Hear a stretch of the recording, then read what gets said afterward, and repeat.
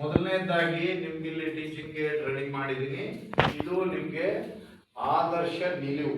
ನಾವು ಹೇಗೆ ನಿಲ್ಲಬೇಕಾಗುತ್ತೆ, ನಮ್ಮ ಪೋಸ್ಚರ್ ಹೇಗೆ, ನಿಲ್ಲುವಾಗ ಹೇಗಿರ್ಬೇಕಾಗುತ್ತೆ, ಕೂರುವಾಗ ಹೇಗಿರ್ಬೇಕಾಗುತ್ತೆ, ಮಲಗುವಾಗ ಹೇಗಿರ್ಬೇಕಾಗುತ್ತೆ, ಹೌದಾ, ನಡೆಯುವಾಗ ಹೇಗೆ ನಡಿಬೇಕು, ಇದು ಎಲ್ಲವೂ ನಮ್ಮ ಗುಡ್ ಪೋಸ್ಚರ್ ಅನ್ನ ನಾವು ಹೇಳುವಂಥದ್ದು. ಯಾರಿಗೆ ಗುಡ್ ಪೋಸ್ಚರ್ ಅನ್ನ ನಾವು ರೂಢಿಸ್ಕೊಳ್ತೇವೋ ಅವರ ಆರೋಗ್ಯ ತುಂಬಾ ಚೆನ್ನಾಗಿ ಇರುತ್ತೆ.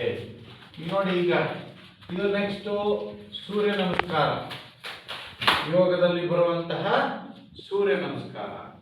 ಓಕೆ, ಸೂರ್ಯ ನಮಸ್ಕಾರ ನಾವು ಮೊನ್ನೆ ಜೂನ್ 21 ಯೋಗ ದಿನಾಚರಣೆ ಮಾಡಿದೆವು. ನಿಮ್ಮೆಲ್ಲರಿಗೂ ಗೊತ್ತಿದೆ, ಬಹಳ ಯಶಸ್ವಿಯಾಗಿ ನೀವೆಲ್ಲರೂ ಯೋಗ ಮಾಡಿದ್ರಿ. ಸೂರ್ಯ ನಮಸ್ಕಾರ ಎಲ್ಲ ಆಸನಗಳನ್ನ ಒಳಗೊಂಡಂತಹ ಎಲ್ಲ ಸಮುಚ್ಚ ಆಸನಗಳನ್ನ ಒಳಗೊಂಡಿರ್ತದ್ದೇ ಸೂರ್ಯ ನಮಸ್ಕಾರ ಅಂತ ಕರಿತೇವೆ. ಆಮೇಲೆ ನಿಮ್ಮ ಆರೋಗ್ಯಕ್ಕೆ ಸಂಬಂಧಪಟ್ಟಂತೆ ಬಹಳ ಇಂಪಾರ್ಟೆಂಟು ಕ್ಲೀನಿಂಗು. ನಿಮ್ಮ ಬ್ಯೂಟಿಯವರು ಬಹಳ ಇದನ್ನ ತಿಳ್ಕೊಬೇಕಾಗಿದ್ದು ಬಹಳ ಇಂಪಾರ್ಟೆಂಟು ಕ್ಲೀನಿಂಗು. ಅದರಲ್ಲಿ ವೈಯಕ್ತಿಕ ಕ್ಲೀನಿಂಗು. ವೈಯಕ್ತಿಕ ಕ್ಲೀನಿಂಗು ಅಂತಂದ್ರೆ ಮೊದಲು ಮೂಗು, ಬಾಯಿ, ಕಿವಿ, ಕಣ್ಣು, ಹೌದಾ, ಇವೆಲ್ಲ ಪಂಚೇಂದ್ರಿಯಗಳು ಎಲ್ಲವನ್ನ ಸ್ವಚ್ಛವಾಗಿ ನಾವು ಇಟ್ಕೋಬೇಕಾಗುತ್ತೆ. ಹಲ್ಲು, ಬಾಯಿ ಇವೆಲ್ಲವನ್ನ ವೈಯಕ್ತಿಕವಾಗಿ ನಾವು ಶುದ್ಧವಾಗಿ ಇಟ್ಕೋಬೇಕು. ಅದರ ಜೊತೆಗೆ ನಾಲ್ಗೆ ಶುದ್ಧವಾಗಿ ಇರಬೇಕಾಗುತ್ತೆ. ಇವು ಮುದ್ರೆಗಳು. ಇವು ಮುದ್ರೆಗಳು ಅರ್ಥ ಆಗ್ತಾ ಇದೆಯಲ್ಲ.